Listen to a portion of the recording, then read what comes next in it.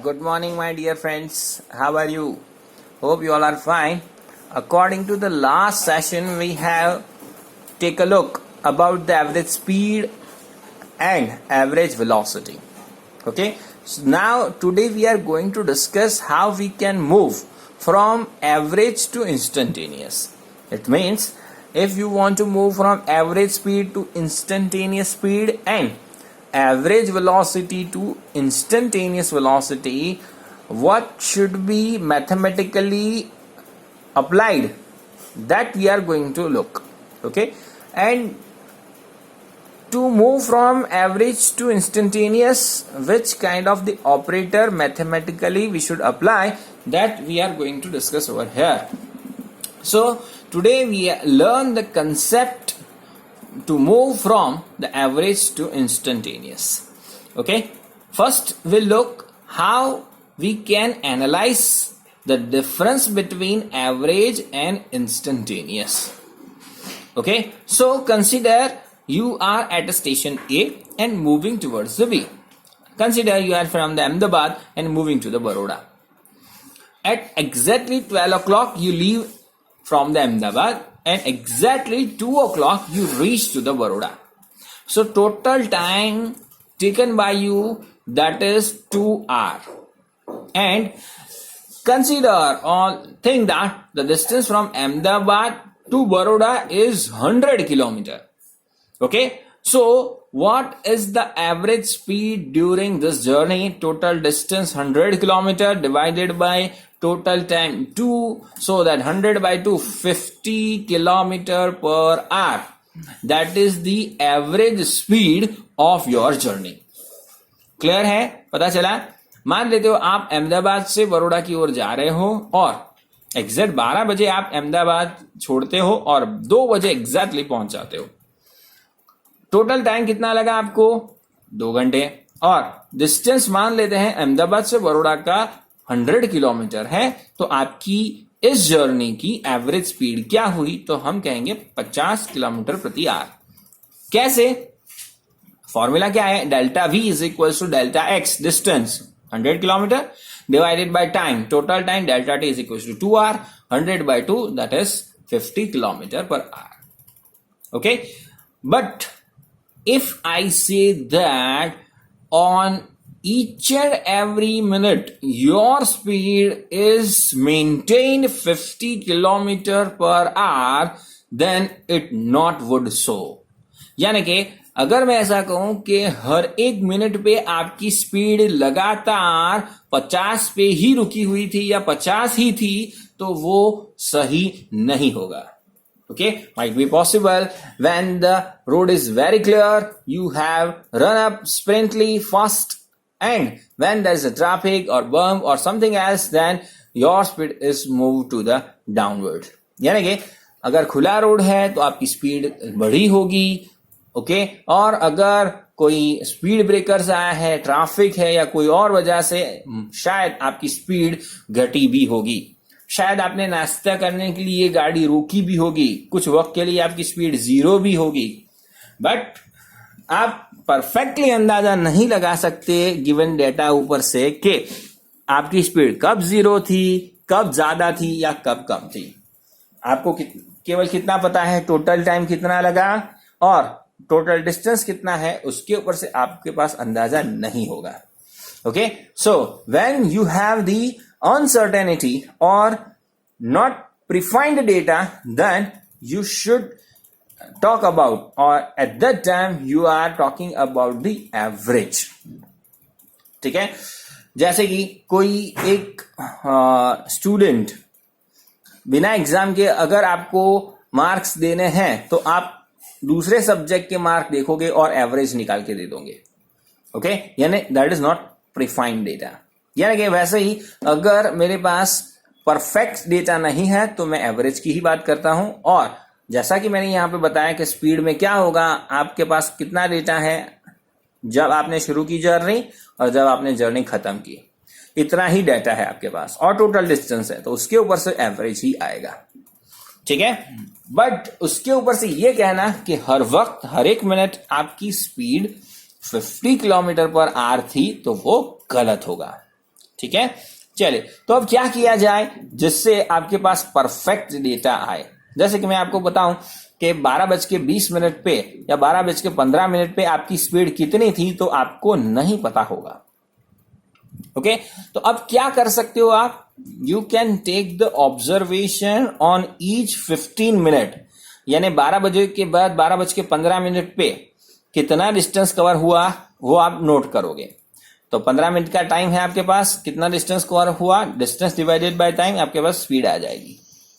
Okay, फिर उसके बाद 12:30 पर, 12:45 पर, 1 o'clock, 1:15, 1:30, 1:45 एंड 2 o'clock। तो अब आपके पास इंडिविजुअल 50 मिनट का डेटा है, तो आपको अब पहले से थोड़ा ज्यादा एनालिसिस मिलेगा कि कौन से सेशन में, यानी पहले 15 मिनट में ज्यादा स्पीड थी या ज्यादा डिस्टेंस कवर हुआ, तो हम ऐसा कह सकते हैं कि in that session, in that 15 minute we have the large speed और more speed. And in particular 8 section you have, आपके पास कुल मिला के 8 सेशन है, उसमें से आपके कौन से सेशन में ज्यादा डिस्टेंस कवर किया तो वो आपको पहले से अंदाजा ज्यादा आएगा। फिर से मैं वही क्वेश्चन करूंगा कि इंडिविजुअल 15 मिनट में क्या आपकी स्पीड लगातार, मान लेते हैं 60 की आती है तो 60 ही होगी, नॉट नेसेसरी। 15 मिनट में शायद कहीं स्पीड बढ़ी भी होगी, घटी भी होगी। ओके, तो फिर से आपके पास 50 मिनट की क्या है, एवरेज ही है। ओके, अब प्रीफाइन या और क्लियर डेटा लाने के लिए अब आप क्या कर सकते हो, now you can take the observation on individual 5 minutes. ठीक है, अब हम क्या करेंगे, हर 5 मिनट पे, 5-5 मिनट पे, अब 12 बजे के बाद 12:05 पे कितना डिस्टेंस कवर हुआ, फिर 12:10 पर, 20 मिनट पर, 30 मिनट पर, 40-50 लगातार हम हर एक 5 मिनट में डिस्टेंस कवर कितना कवर हुआ उसका अंदाजा लेंगे। अब हमारे पास 15 मिनट के मुकाबले और क्लियर कट डेटा है और हर एक 5 मिनट के इंटरवल पे कितनी स्पीड थी, अब मेरे पास प्रिसाइज डेटा है। अब कब स्पीड ज्यादा थी, कब स्पीड कम थी, उसका ग्राफ या उसका अंदाजा 15 मिनट के मुकाबले और अच्छे से आएगा। ठीक है, फिर से मेरा सवाल यही है कि 12:05 से 12:10 के बीच में क्या आपकी स्पीड लगातार वही की वही थी, तो मोस्ट ऑफ हाँ, बट कई जगहों पर आपकी स्पीड ड्रॉप हुई होगी, कई जगह पे आपकी स्पीड 0 भी होगी। तो अब क्या करोगे, now you can take the data of the each and every minute, हर एक मिनट पे आपने कितना डिस्टेंस कवर किया वो मैं डेटा रिकॉर्ड करता जाऊंगा। तो अब आपके पास 15 मिनट के मुकाबले, 5 मिनट के मुकाबले बेहतर डेटा है हर एक मिनट का। Okay, now you can clear analyze that when your speed is drops, when your speed is improve, यानी आपकी स्पीड कब बढ़ी है और आपकी स्पीड कब घटी है, अब मेरे पास अच्छे से अंदाजा है। चलिए अब इस इंटरवल को लिख लेते हैं। ओके, सबसे पहले हमने 2 आवर का इंटरवल लिया। ओके, उसके बाद हमारे पास कितने आवर का इंटरवल हुआ, हमारे पास हर 15 मिनट का इंटरवल लिया हमने। उसके बाद हमने हर 5 मिनट का इंटरवल लिया। उसके बाद हमने हर 1 मिनट का इंटरवल लिया। उसके बाद हम क्या कर सकते हैं, 1 सेकंड का इंटरवल ले सकते हैं। ओके, अब देखिए इस प्रोसीजर को ध्यान में दीजिए। हमने प्रिसाइज डेटा लाने के लिए क्या किया और या फिर किसे रिड्यूस किया, हमने टाइम इंटरवल को रिड्यूस किया। हमारे पास पहले 2 आवर का डेटा था, उसके बाद रिड्यूस किया हमने टाइम इंटरवल को 15 मिनट किया, और इंटरवल को रिड्यूस किया 5 मिनट किया, और इंटरवल रिड्यूस किया 1 मिनट किया, और लास्ट में 1 सेकंड किया। अब इसमें से सबसे प्रिसाइज डेटा कौन सा है, 1 सेकंड वाला, हर एक सेकंड पे। यानी अब आपको क्लियर कट पता है कौन सी सेकंड पे आपकी स्पीड इंप्रूव हुई और कौन सी सेकंड पे आपकी स्पीड डिक्रीज हुई। ओके, तो अब इस स्पीड को मैं इंस्टेंटेनियस स्पीड कह सकता हूं। इंस्टेंटेनियस का मतलब होता है on the spot at the time. Okay, so average एक बड़े इंटरवल का डेटा है, जैसे कि 2 आवर, 15 मिनट, 5 मिनट, और इंस्टेंटेनियस उसी वक्त का, उसी सेकंड का डेटा है, right? So that is the difference between average to instantaneous. Okay, अब इसे मैथमेटिक, ये तो हमने जनरल भाषा में समझा कि एवरेज और इंस्टेंटेनियस के बीच में क्या फर्क है। अब इसे मैथमेटिकली अप्लाई करते हैं। ओके, सो मैथमेटिकली इसे बोला जाता है लिमिट्स देना। मैथमेटिकली इसे क्या बोला जाता है? लिमिट्स देना। ओके, लिमिट्स हम किसे देते हैं? टाइम को, यानी interval of a time is as small as possible. Okay, mathematically इसे क्या कहा जाएगा? इस प्रोसेस को वी टेक, यहां पे ये क्या किया हमने? We take limits of time या फिर interval of time, interval of time, जिसे क्या कहा जाता है? Delta t, as small as possible, as small as possible. Okay, symbolically इसे कैसे लिखा जाता है ये देखना ध्यान से। इसे सिंबॉलिकली ऐसे लिखा जाता है, LIM लिमिट, फिर डेल्टा टी, एरो को टेंड टू बोला जाता है, और एज स्मॉल एज पॉसिबल का मतलब होता है 0। ओके, यानी कि इसे पढ़ा कैसे जाएगा? Limits of delta t tends to 0। कैसे पढ़ा जाएगा? Limits of delta t tends to 0। Okay, but the beauty of that limits is this interval never retrieve, never achieve this value. याद रखिए, आपको जो भी फंक्शन की लिमिट्स देनी है उसके हो सके उतना नजदीक पहुंचना है, पर उस वैल्यू को अटेम्प्ट कभी नहीं करना है। ओके, मैथ्स में बहुत अच्छी तरीके से इसे आप यूटिलाइज करोगे, और आपको मैथ्स के टीचर और ज्यादा इंफॉर्मेशन, अलग अलग फंक्शन लेके आपको समझाएंगे कि अगर आप इस फंक्शन को ये वैल्यू अटेम्प्ट करवा देते हो तो आपका जो भी फंक्शन है वो इनफाइनाइट बन जाता है या इनएक्सप्लेनेबल हो जाता है। आप उसे एक्सप्लेन नहीं कर सकते, डिफाइन नहीं कर सकते। ओके, चलिए, तो क्यों और कैसे होता है मैं एक छोटा सा एग्जाम्पल देके जब भी लूंगा तब आपको बता दूंगा, बट इसको कैसे पढ़ा जाता है ये समझ लीजिए। Limits of delta t tends to 0 ऐसे पढ़ा जाता है, और इस प्रोसेस को हम लिमिट्स देना कहते हैं। अब डेफिनेशन लिखता हूं सीधा सीधा, एवरेज से इंस्टेंटेनियस में कैसे मूव हुआ जाता है उसको हम देखते हैं। ठीक है, चलिए मैं डेफिनेशन लिखता हूं और फिर आगे बढ़ते हैं। मैं लिख देता हूं पहले। चलिए, मैंने लिख दिया यहां पे, if we take the interval of time as small as possible, जैसे मैंने बताया in definition of the average speed. Average speed की क्या थी definition? Delta x upon delta t था, that is x1 plus x2 plus x3 upon t1 plus t2 plus t3। Okay, so उसमें हमने क्या दे दिया? Limits, limit delta t tends to 0, यानी कि interval of time as small as possible. अब ये जो डेल्टा है, ट्राइंगल जैसा सिंबल, वो अब डी में कन्वर्ट हो जाता है। किस में कन्वर्ट हो जाता है? स्मॉल डी में। ओके, तो अब ट्राइंगल की जगह डी लिख दिया जाता है, तो अब इसके जगह डी लिख दिया तो dx अपॉन dt। अब ये dx अपॉन dt जो है उसे v कहा जाएगा। ओके, और v क्या होता है? Instantaneous speed. Delta v average होता है। ठीक है, डेल्टा v क्या होता है? एवरेज बोला जाता है, बट स्मॉल v बिना ट्राइंगल के यानी बिना डेल्टा के v लिखा जाए तो उसे कहते हैं इंस्टेंटेनियस स्पीड, या जनरल स्पीड कहते हो या जनरल वेलोसिटी कहते हो, तो वो इंस्टेंटेनियस ही मानी जाती है। अगर आप एवरेज की बात करते हो तो आपको वर्ड लिखना होगा या सिंबॉलिकली डेल्टा से इंडिकेट करना पड़ेगा। That is the trend.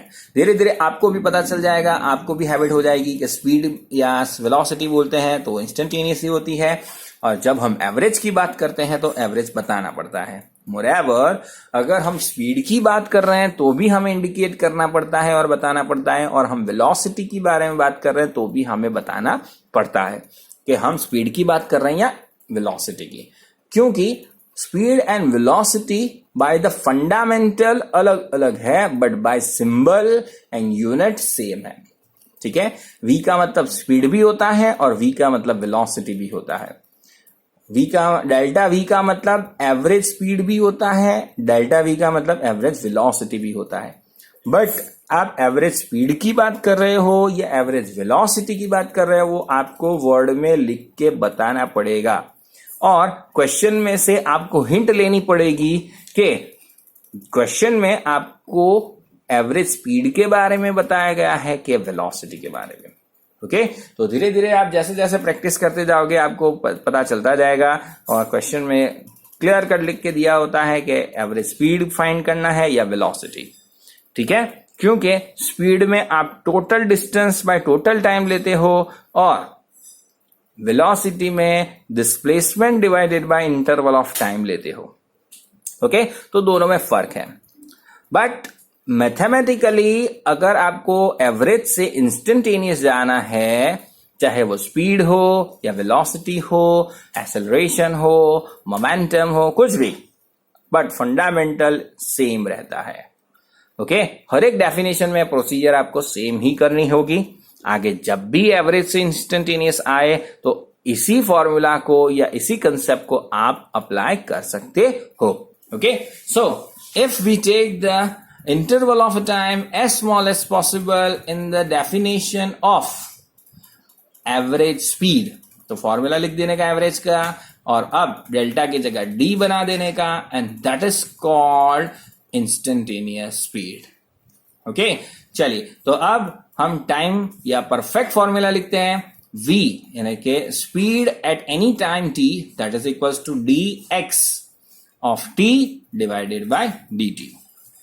अब इसे समझते हैं, थोड़ा बहुत मैंने समझा दिया था लास्ट लेक्चर में, लाइव लेक्चर में, कि इसका मतलब क्या होता है। ओके, अब इसका मतलब होता है डेरिवेशन ऑफ द पोजीशन यानी कि x ऑफ t।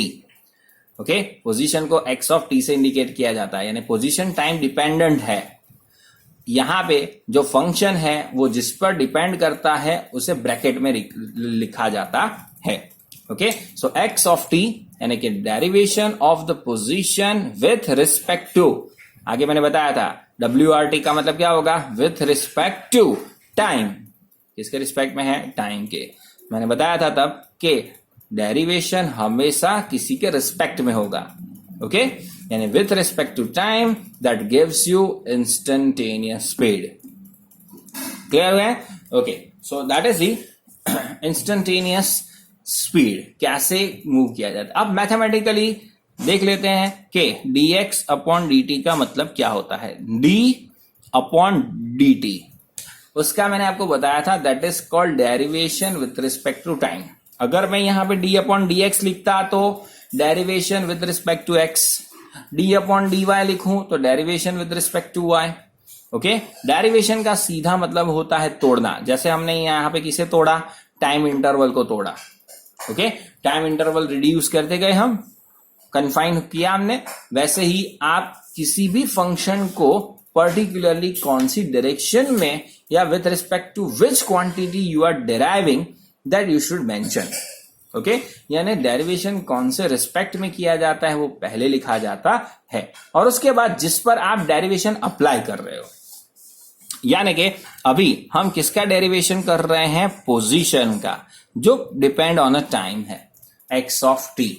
ओके, और यहां पे इस प्रोसेस के वजह से हमें क्या मिलता है, speed at the time t, यानी instantaneous, on the spot at that time.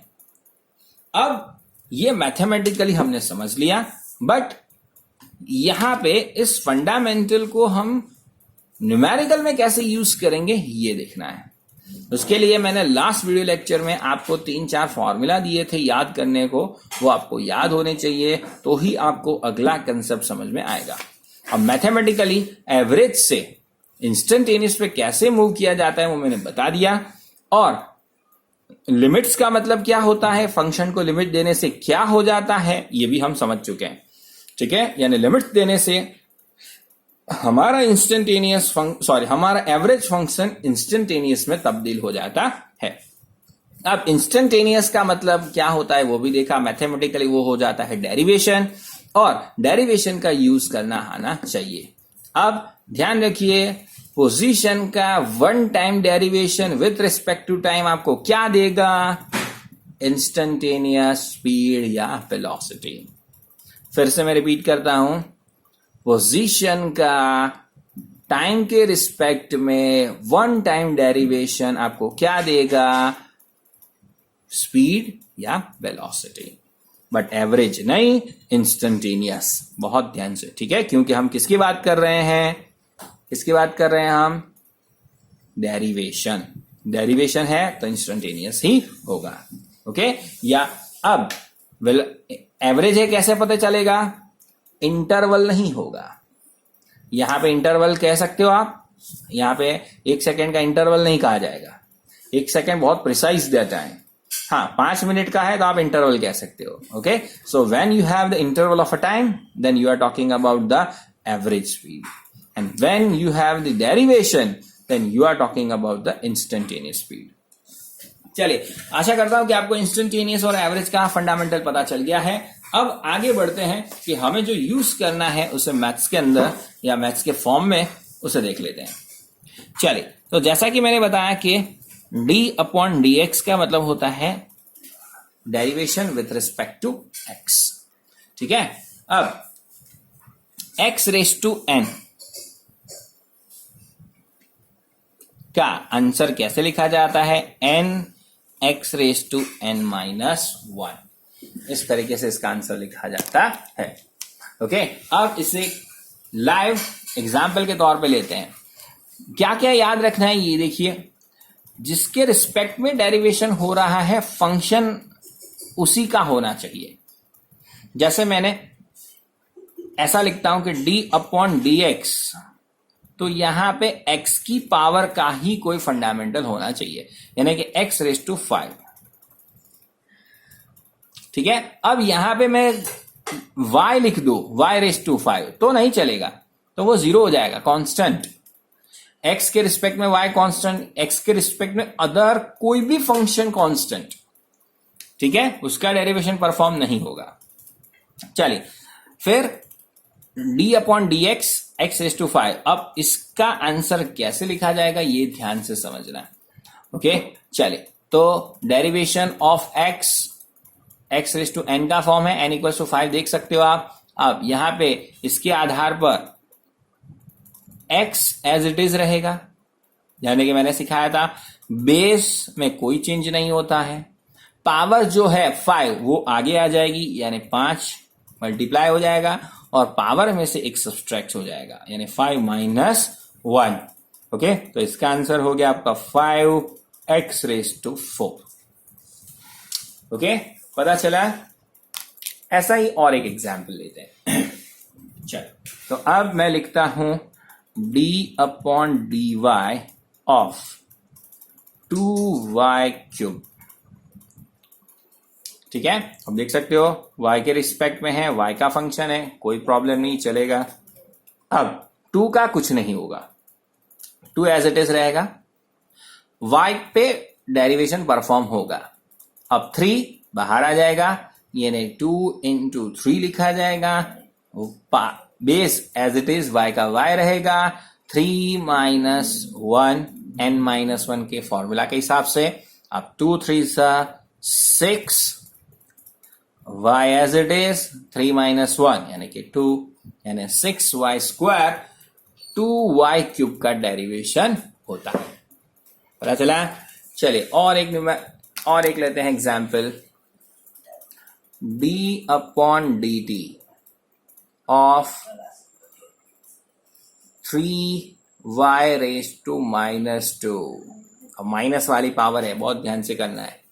चलिए, अब 3 एज इट इज, जैसा कि रूल है, -2 आगे आएगा तो -2 रख दिया, बेस वैसा का वैसा, y वैसे के वैसे रहेगा, -2 वैसे के वैसे, -1 रूल्स का लग जाएगा, n-1। ठीक है, चलिए अब इसे सिंप्लीफाई कर दीजिए। 3 2 -6 प्लस माइनस माइनस और y रेज टू -3। तो अब 3y रेज टू -2 का आंसर -6y रेज टू -3 होगा। ठीक है, चलिए अब ये तो एक टर्म वाले थे, 3-4 टर्म वाले हो तो क्या होगा वो भी देख लेते हैं। चलिए तो d/dx x³ plus 2x² plus 4x plus 1। Okay, ऐसा कोई भी फॉर्मेट है तो अब इसका आंसर कैसे लिखा जाएगा ये देखिए बहुत ध्यान से। चलिए सबसे पहले किसका डेरिवेशन होगा,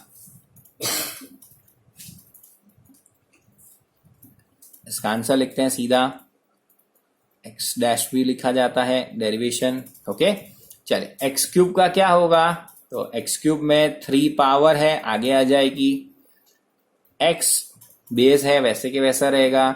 अब 3 में से एक सब्ट्रैक्ट होगा, 3 - 1 है कि 2 हो जाएगा। ओके, पहला हो गया, फिर प्लस एज इट इज। अब 2 एज इट इज, 2 पावर आगे मल्टीप्लाई होगी, यानी 2 2 4, बेस एज इट इज 2 - 1 यानी कि 1, पावर 1 लिखो कि ना लिखो कोई प्रॉब्लम नहीं है। फिर प्लस 4 एज इट इज। अब x की पावर 1 है ऐसा बोल सकते हैं हम, तो 1 आगे आएगा तो 4 1 4, 1 - 1 0, किसी की भी पावर 0 का मतलब होता है 1। ओके, यानी x की जगह अब क्या हो जाएगा 1, तो यहां पे लिख देते हैं 1, और 1 कांस्टेंट है। कांस्टेंट का डेरिवेशन आपको मैंने सिखाया था, कोई भी नंबर हो, कैपिटल लेटर्स हो, स्मॉल लेटर्स हो, सबका आंसर क्या होता है 0। तो ये हो गया इसका डेरिवेशन।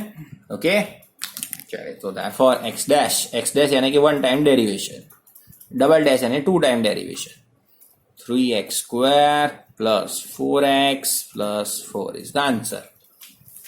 ओके, चलिए और एक न्यूमेरिकल एग्जाम्पल के तौर पे लेते हैं, और माइनस वाला भी साथ साथ में हो, तो d/dy y raise to -3 plus 6 y raise to -2 plus 6y plus 9। ठीक है, चलिए अब इसका आंसर लिखना है। So therefore y' 1 time derivation, y raise to -3 power आगे तो -3 y -3 -1 n-1। ठीक है, चलिए फिर पावर आगे आएगी तो 6 2 12, but plus minus -12 y raise to -2 -1 plus 6 y का y के रिस्पेक्ट में 1 अभी किया हमने, कैसे होगा, y रेज टू 1 है तो 1 आगे आ जाएगा, 1 - 1 0, किसी की भी पावर में 0 यानी कि 1, 9 का 0 कांस्टेंट है, खत्म हो गया। सिंप्लीफाई कर देते हैं, so therefore y' is equals to -3 y raise to -3 -1 -4, फिर -12 -2 -1 -3, so y raised to -3 plus 6, that is answer। Okay, तो इस तरीके से डेरिवेशन परफॉर्म किया जाता है और मेजरली आपको यही आ जाना चाहिए। अब इसकी उल्टी प्रोसेस को इंटीग्रेशन कहा जाता है, जो हम अगले लेक्चर में देखेंगे, बराबर। पर आपको ये डेरिवेशन प्रोसेस जो है वो आ जानी चाहिए। मैं आपके लिए थोड़े न्यूमेरिकल छोड़ रहा हूं जो आपको खुद घर पे प्रैक्टिस करने हैं। ओके, और आपको पीडीएफ में भी मिल जाएगा, और उसके आधार पर एक सवाल यानी कि क्वेश्चन भी सॉल्व करते हैं। तो पहले मैं आपके लिए न्यूमेरिकल लिख देता हूं, फिर आगे बढ़ते हैं। चलिए, ये 3 न्यूमेरिकल मैंने आपके लिए लिख दिए हैं। d/dx of x³ plus 9y² plus 2x² plus 5x plus 8, इसका डेरिवेशन मैंने जिस तरीके से सिखाया ऐसे करना है। अब ऐसा नहीं करना सर यहाँ y² कैसे आ गया, आपको अब लॉजिक चलना चाहिए। एक्स के रिस्पेक्ट में वाई क्या रहेगा, कांस्टेंट, तो इसका क्या होगा 0, बाकी टर्म का करना है। फिर उसी तरीके से यहाँ पे d upon d z 3z² plus 5z+1 easy एकदम, d upon d y 3y⁻³ minus 2y⁻² plus 4y⁻1 plus 8। ये 3 न्यूमेरिकल्स को आपको डेरिवेशन एक टाइम करना है और सॉल्यूशन मुझे भेजना है अगर प्रॉब्लम है तो। अगर आ गया तो कोई प्रॉब्लम नहीं है। ओके, चलिए अब आगे बढ़ते हैं। मैं एक न्यूमेरिकल लिखता हूं आपके लिए और फिर इसे सॉल्व करते हैं और फिर आज का सेशन खत्म करेंगे। चलिए पहले मैं क्वेश्चन लिख देता हूं। चलिए मैंने क्वेश्चन आपके लिए लिख दिया है। Position of an object is given by the equation दिया गया है आपको, x of t is equals to 2t³ minus 6t² plus 3t plus 1। Okay, इसके अनुसार बदलती है, x मीटर में है, टाइम सेकेंड में है, ऐसा सब कुछ लिख के देंगे आपको। ठीक है, अब आपको क्या फाइंड करना है वो देखिए। आपको फाइंड करनी है average speed during time t equals to 0 okay to time t equals to 2 second. चलिए तो इसके लिए हम क्या करेंगे, first time t equals to 0, time t equals to 1, time t equals to 2, तीनों 3 वैल्यू रखेंगे और जो आंसर आया उसे ऐड करते जाएंगे।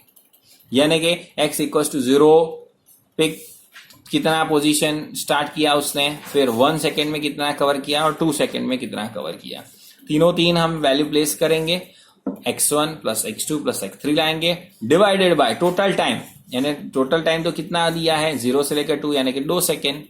ओके, सो डिवाइडेड बाय 2 करेंगे डेल्टा t, तो हमारे पास क्या आ जाएगा average speed. Average velocity find करनी है तो कैसे फाइंड करेंगे वो देख लेते हैं। चलिए मैं इसको स्पीड को बदल के वेलोसिटी कर देता हूं।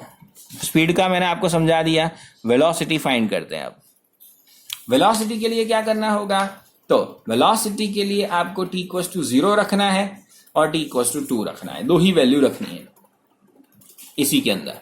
ओके, और फिर x2 माइनस x1 यानी final position minus initial position, okay, divided by 2 minus 0, t2 minus t1, ये t1 है ये t2 है आपका, तो आपके पास डेल्टा भी आ जाएगा।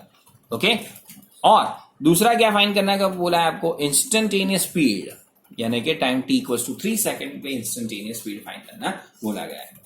अब हमेशा याद रखिए जब टाइम ड्यूरेशन की 2 वैल्यू होती है तब आपको एवरेज फाइंड करना पूछा जाता है, और टाइम ड्यूरेशन की कोई एक ही वैल्यू देते हैं तो आपको इंस्टेंटेनियस फाइंड करना पूछ रहे हैं। ये अब आपको लॉजिक चलना चाहिए।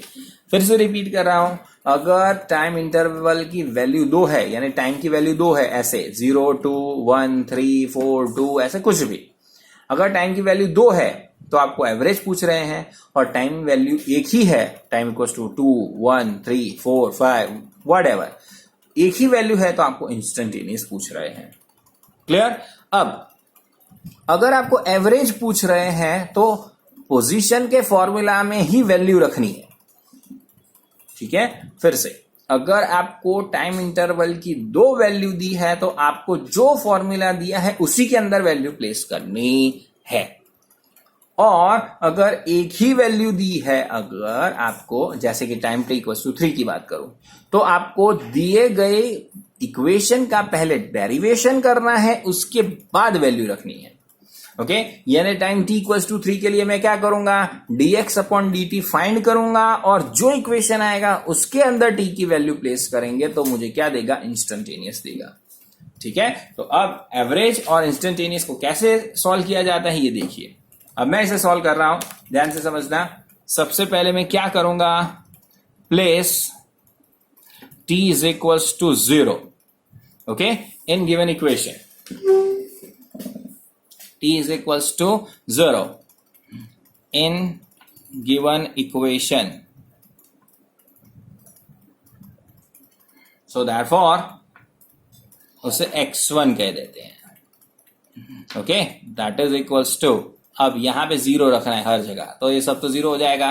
देखिए 0 0 0, तो बचेगा क्या खाली 1 मीटर। क्यों, पोजीशन की वैल्यू मीटर में मेजर की जाती है। दूसरे स्टेप में मुझे दूसरी वैल्यू यानी टाइम t इक्वल्स टू 0 रख दिया, अब दूसरी वैल्यू रखूंगा तो 2 मिलेगा, तो दैट इज लिखते हैं. So therefore place t is equals to 2 second in given equation.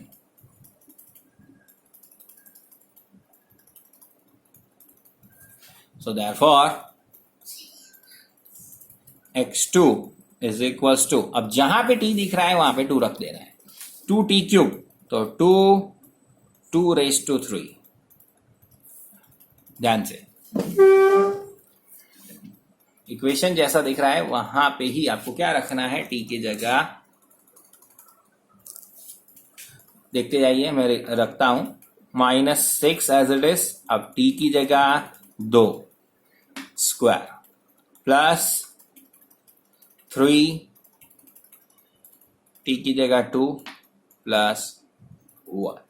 अब इसे सिंप्लीफाई कर दो. Okay, so therefore that is equals to 2 cube 8 हो जाएगा, -6 2 स्क्वायर 4 प्लस 3 2 6 प्लस 1 7. हो गया.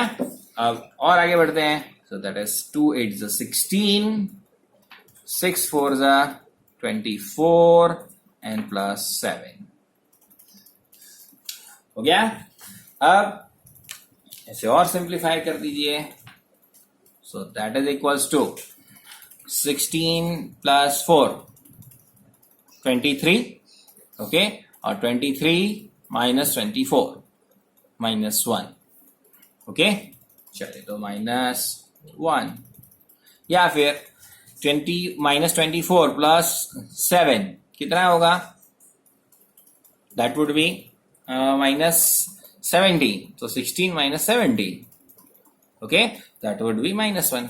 कोई भी तरीके से ला सकते हो आप. That would be metre. So x2 भी आ गया आपके पास, x1 भी आ गया. ओके, अब फॉर्मूला क्या है एवरेज स्पीड का. सो यहां पे लिखते हैं. So therefore average speed, sorry average velocity find कर रहे हैं हम.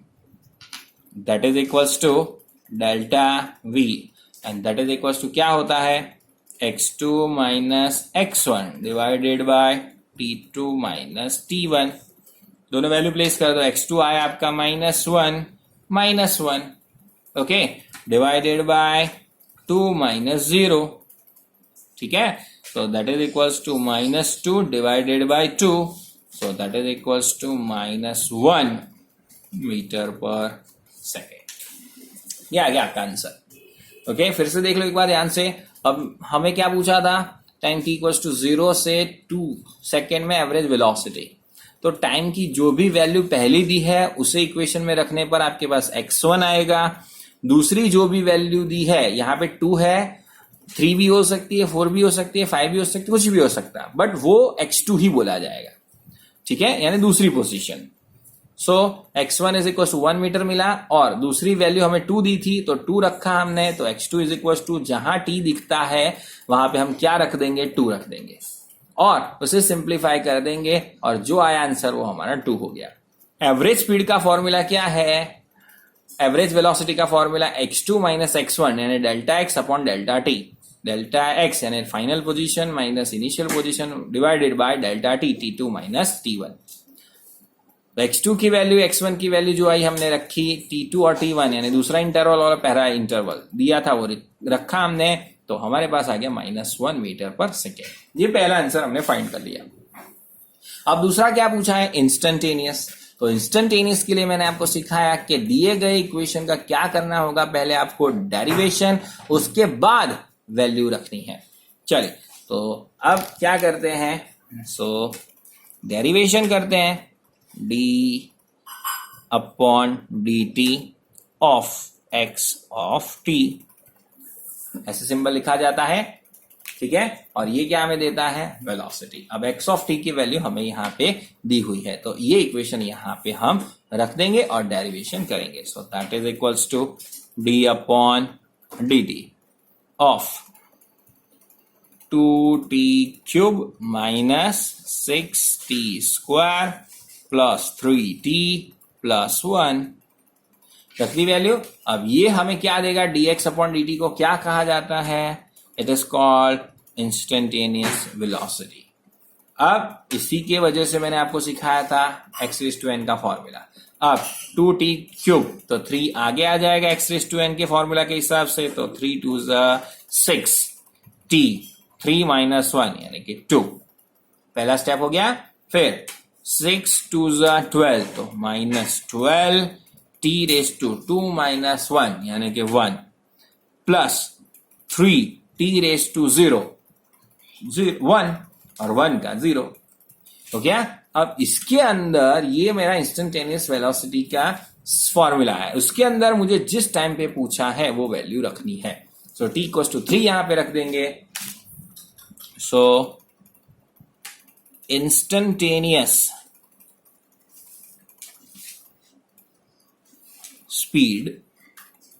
velocity at t = 3 second. Okay, equation number दे देते हैं इसे। Place t = 3 in equation number 2। Equation number 2 जो मेन इक्वेशन है वो आपका 1। Okay, so therefore v at the time 3 second, 3 लिखा है मैंने, ठीक है। So that is equals to 6 3 square, t की जगह क्या रखना है आपको 3 -12 3 ओके प्लस 3। अब इसे सिंप्लीफाइड कर दो, आंसर 3 स्क्वायर 9 9 6 54 -12 3 36 प्लस 3। ओके, अब इसके क्या होगा -33 हो जाएगा। So therefore 54 - 33 21 metre. So velocity at the time 3 second 21 meter per second. Okay, so that is the formula and that is the solution how we have performed. Instantaneous के लिए फिर से मैं रिमाइंड करवा देता हूं, जो भी इक्वेशन दिया है उसका डेरिवेशन करना होगा 1 टाइम। ओके, और जो इक्वेशन आया उसमें टाइम की वैल्यू रखने पर आपको जो आंसर मिलेगा उसे इंस्टेंटेनियस स्पीड कहा जाएगा। ओके, चलिए, I hope you have enjoyed today's session. Bye bye, take care.